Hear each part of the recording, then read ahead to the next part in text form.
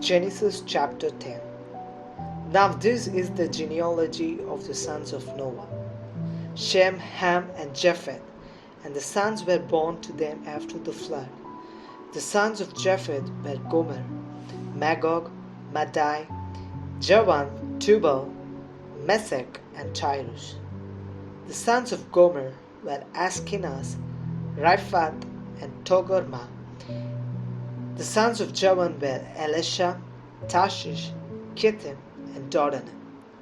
From these the coastland peoples of the Gentiles were separated into their lands, everyone according to his own language, according to their families, into their nations. The sons of Ham were Cush, Mizraim, Put, and Canaan. The sons of Cush were Seba, Havilah, Sabta, Rama, and Sabteka. And the sons of Rama were Sheba and Dedan. Cush begot Nimrod. He began to be a mighty one on the earth. He was a mighty hunter before the Lord. Therefore it is said, like Nimrod, the mighty hunter before the Lord. And the beginning of his kingdom was Babel, Erech, Akkad, and Calneh in the land of Shinar. From that land he went to Assyria and built Nineveh, Rehoboth Ir, Calah, and Resen between Nineveh and Calah. That is the principal city. Mizraim begot Ludim, Anamim, Lehabim, Naphtuhim, Patruzim, Cashluhim, from whom came the Philistines, and Caphtorim. The Canaan begot Sidon his firstborn, and Heth the Jebusite, the Amorite, and the Girgashite, the Hivite, the Arkite, and the Sinite, the Arvadite, the Zemarite, and Hamathite. Afterward, the families of Canaanites were dispersed, and the border of the Canaanites was from Sidon as you go toward Zerah as far as Gaza, then as you go towards Sodom, Gomorrah, Admah, Zeboim, as far as Lasha. These were the sons of Ham, according to their families, according to their languages, in their lands and in their nations. And the children were born also to Shem, the father of all the children of Eber, the brother of Japheth the elder. The sons of Shem were Elam, Ashur, Arphaxad, Lud, and Aram. And the sons of Aram were Uz, Hul, Gether, and the Mash. Arphaxad begot Salah, and Salah begot Eber. To Eber were born two sons. The name of one was Peleg, for in his days the earth was divided, and his brother's name was Joktan. Joktan begot Almodad, Sheleph, Azarmaveth, Zerah, Hadoram, Uzal, Dikla, Obal, Abimael, Sheba, Ophir, Havilah, and Jobab. All these were the sons of Joktan, and the dwelling place was from Mesha as you go towards Sephar, the mountain of the east. These were the sons of Shem, according to their families, according to their languages, in their lands, according to their nations. These were the families of the sons of Noah, according to their generations in the nations. And from these the nations were divided on the earth after the flood. Genesis chapter 11. Now the whole earth had one language and one speech. And it came to pass, as they journeyed from the east, that they found a plain in the land of Shinar, and they dwelt there. Then they said to one another, Come, let us make bricks and bake them thoroughly. They had brick for stone, and they had asphalt for mortar. And they said, Come, let us build ourselves a city, and a tower whose top is in the heavens. Let us make a name for ourselves, lest we be scattered abroad over the face of the whole earth.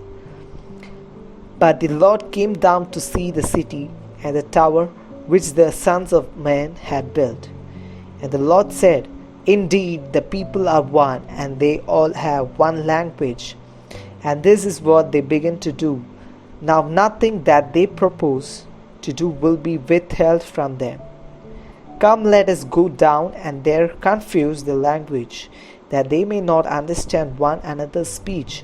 So the Lord scattered them abroad from there over the face of all the earth, and they ceased building the city.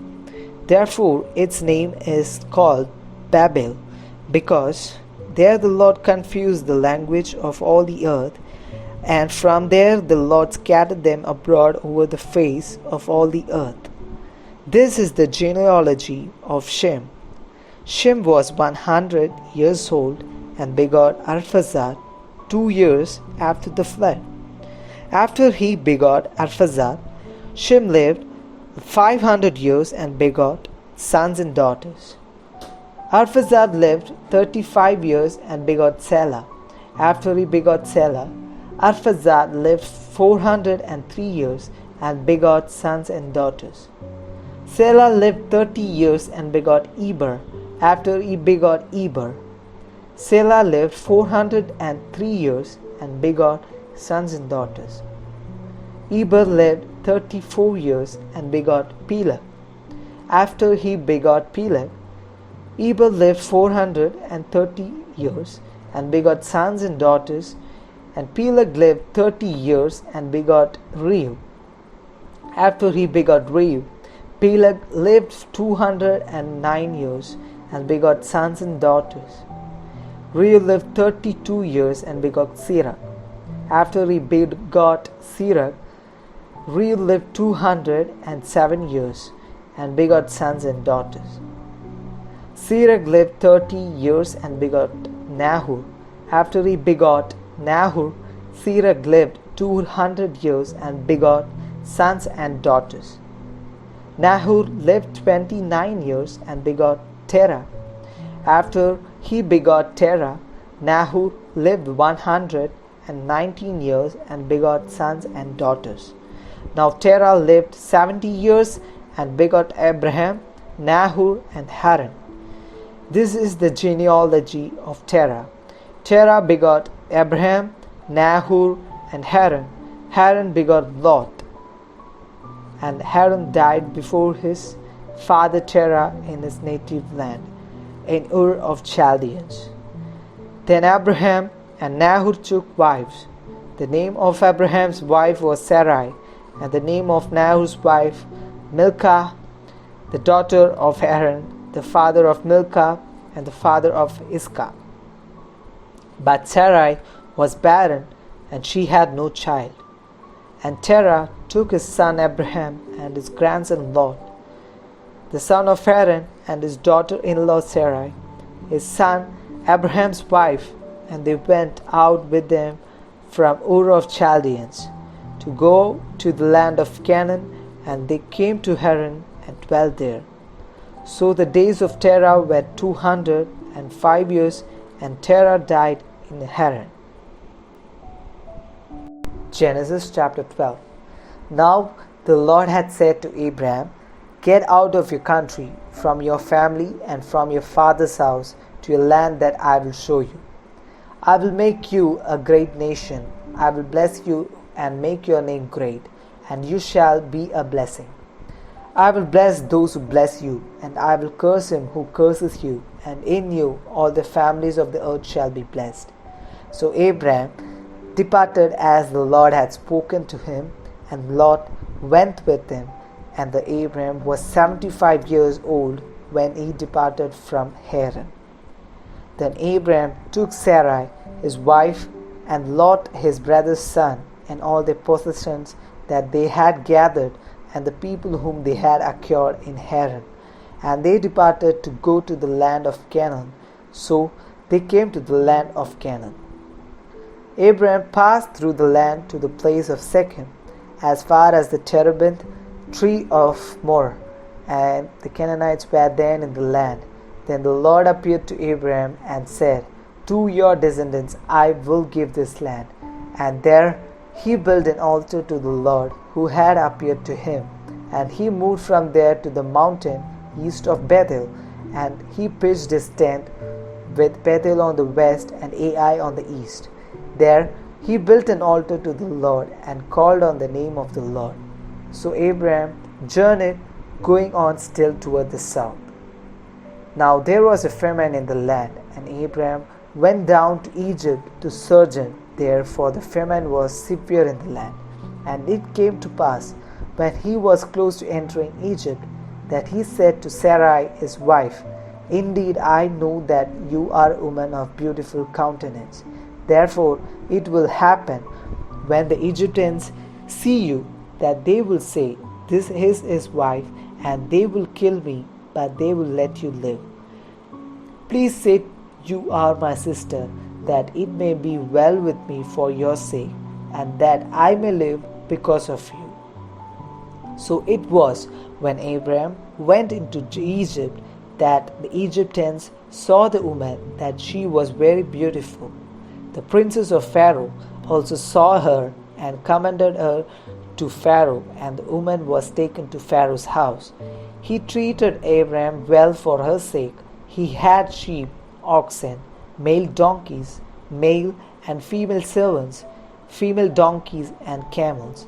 But the Lord plagued Pharaoh and his house with great plagues because of Sarai, Abraham's wife. And Pharaoh called Abraham and said, What is this you have done to me? Why did you not tell me that she was your wife? Why did you say, She is my sister? I might have taken her as my wife. Now, therefore, here's your wife. Take her and go your way. So Pharaoh commanded his men concerning him, and they sent him away with his wife and all that he had.